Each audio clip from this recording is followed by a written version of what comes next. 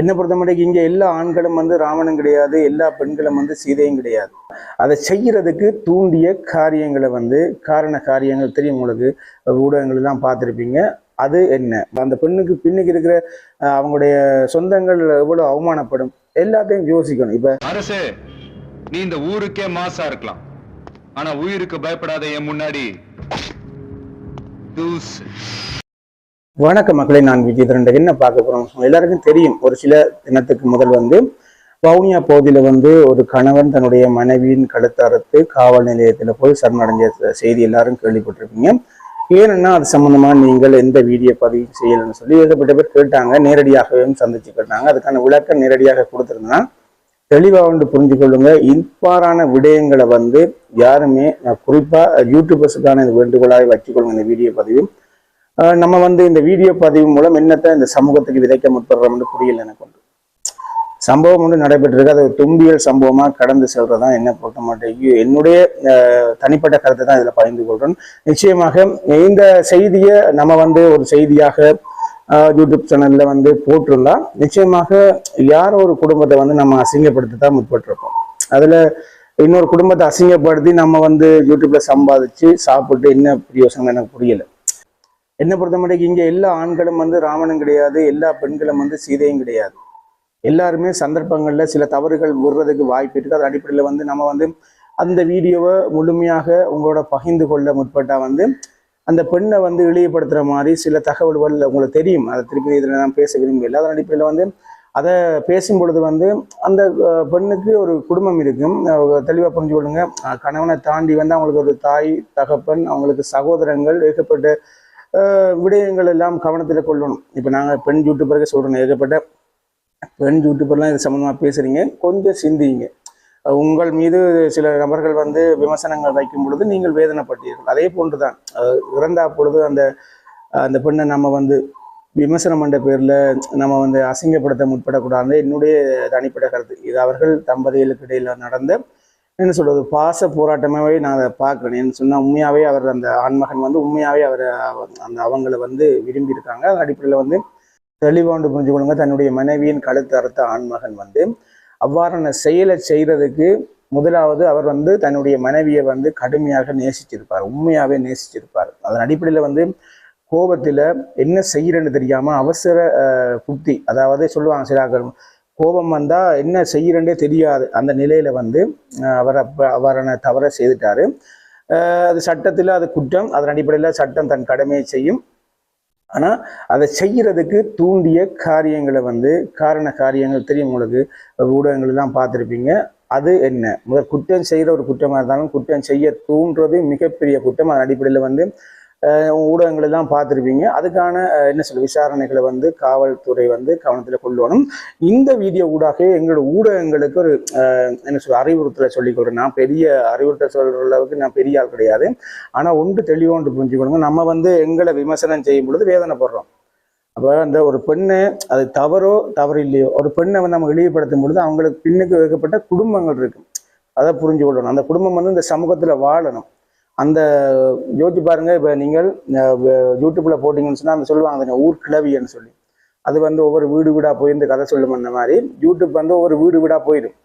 எல்லாரும் பார்த்து கொண்டே இருப்பாங்க. நீங்க பேச பேச பேச பேச அந்த பெண் அப்படி செஞ்சுதான், இந்த பெண் இப்படி செஞ்சுதான்னு சொல்ல சொல்ல சொல்ல அந்த குடும்பம், அந்த பெண் இறந்துட்டாங்க, சரி ஓகே, ஆனால் அந்த குடும்பம் இவ்வளோ கஷ்டப்படும்.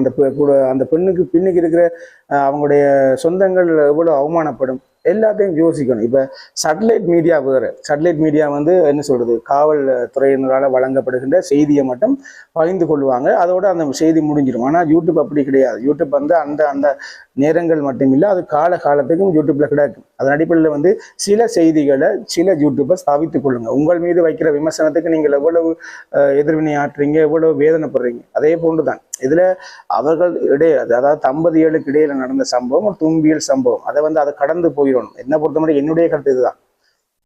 இதுல யார் நல்லவன் யார் கெட்டவன் கருத்து சொல்றதுக்கு எங்களுக்கு எந்த அதிகாரம் கிடையாது. அரசு இருக்குது, நீதித்துறை இருக்கு, நீதித்துறை அதை பார்த்து கொள்ளும். என்னை பொறுத்தவரை என்னுடைய கருத்தை நான் இதை தெரிவித்துக் கொள்றேன். ரெண்டாவது, அந்த அவர் கொடுத்த தண்டனைகள் சரியா புள்ளியாண்டு கேட்டீங்கன்னா எனக்கு இதுல சொல்றதுக்கு எந்த இதுவும் இல்லை. ஆனா இதுக்கான மூல காரணம் யாருன்னு பார்த்து அவருக்கு முதலாவது தண்டனையை கொடுத்துட்டு அவர் அடுத்த கட்ட நடவடிக்கையை செய்திருக்கலாம்ன்றது என்னுடைய ஒரு கருத்து. இன்னொன்று என்னை பொறுத்த மாட்டேங்குது சரி, தன்னுடைய மனைவி வந்து என்ன சொல்றது, இதெல்லாம் யதார்த்தமாக நடைபெற்று வர்ற ஒரு சூழ்நிலையில வந்து நம்ம வந்து இன்முகத்தோட கடந்து சென்றிருக்கலாம். 2 பேரையும் கூப்பிட்டு சரி ஓகே நீங்கள் விரும்பினா 2 பேரும் சேர்ந்து வாடுங்கன்னு சொல்லிட்டு விலத்தி போயிருக்கலாம். இப்போ அவர் அப்படி ஒரு மெச்சூர்டாக நடந்திருந்தா வந்து அவருக்கும் ஒரு வாழ்க்கை அமைஞ்சிருக்கும், அவருடைய வாழ்க்கையும் எதிர்காலம் நல்லா இருந்திருக்கும். என்னை பொறுத்த மட்டும் இப்போ அவர் வந்து மனைவி இறந்தது, அவரும் ஜெயிலுக்கு போயிட்டாரு. இப்போ யாருக்கு லாபம்னு எனக்கு புரியல. அதன் அடிப்படையில் வந்து ஒரு குடும்பம் அழிஞ்சது தான் இதில் விளைவாக வந்திருக்குல்ல. இந்த யாருக்குமே எந்த லாபமுமே கிடைக்கல. அதை என்னை பொறுத்த மட்டும் அதுதான் இதுக்கு மூல காரணம் யாரை தண்டிக்கணும்ன்றதை அரசு முடிவெடுக்கணும்ன்றதை என்னுடைய கருத்து. நிச்சயமாக இது சம்மந்தமாக நான் பேசக்கூடாதுன்னா இருந்தேன். என்ன காண்ட முழுக்க நீங்கள் பயத்தில் பேசாமல் இல்லை, எனக்கு இந்த செய்தி வந்து ஒரு அரை மணி நேரம் 1 மணி நேரத்துக்குள்ளே எனக்கு இந்த செய்தி எனக்கு வந்துட்டு, ஆனால் முழு தகவலும் என்கிட்ட இருந்தது. என்னை பொறுத்த மட்டும் நான் இந்த வீடியோ பதிவு செய்ய விரும்பலை. ஓப்பனாக சொல்கிறேன், அந்த சம்மந்தப்பட்ட பெண்ணுடைய இதில் அந்த ஃபோட்டோவை நான் பதிவிட முடியலை. ஆனால் தம்ப்நெயிலா ஏன் பதிவிடுறேன்னு சொன்னால் என்ன சொல்ல வரன்றதை வெளியில் தெரியணுன்றதுக்காக தான் நான் சொல்கிறேன். என்னை பொறுத்த மாட்டேங்கி எனக்கு இந்த வீடியோ பதிவு செய்ய முழுமையாகவே எனக்கு விருப்பம் இல்லை. ஏன்னு சொன்னால் அந்த பெண்ணை வந்து இழிவுபடுத்த நான் முற்படையில. இங்கே யாருமே நல்லவன் கிடையாது இந்த பூமியில், புரியுதா? அதே சமயத்தில் அந்த ஆணையும் நான் இழிவுபடுத்தலை. அவங்களுடைய வழி, அவங்களோட குடும்பத்தில் அவங்க இருந்த நிலையில அவங்க செய்த தவறாக இருக்கலாம்.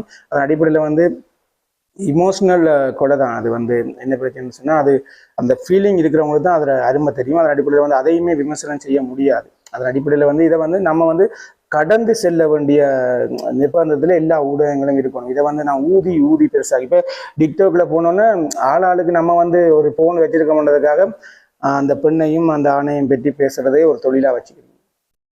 சரி, இப்போ ஒரு காலத்தில் இப்போ எல்லாரையும் பற்றி நான் பேச போறீங்க இல்லையான்னு சொல்லலை. இப்போ நானும் தவறு செஞ்சேன் என்னை பற்றியும் பேச போறீங்க, நான் உத்தமன் நான் சொல்லவும் வரையில.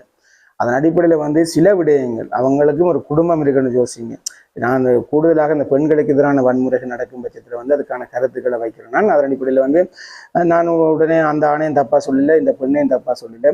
இது என்னுடைய தனிப்பட்ட கருத்தை உங்களுக்கு முன்வைக்கிறேன். முடிஞ்சால் நீங்கள் நாகரீகமான கமெண்ட்டுகளை இதில் பதிவிடுங்க.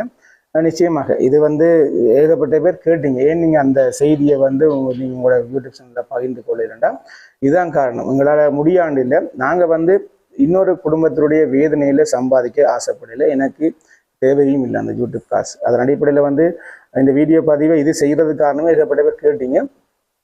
என்னுடைய மனநிலை இருக்குதுன்னு நான் சொல்லிட்டேன்.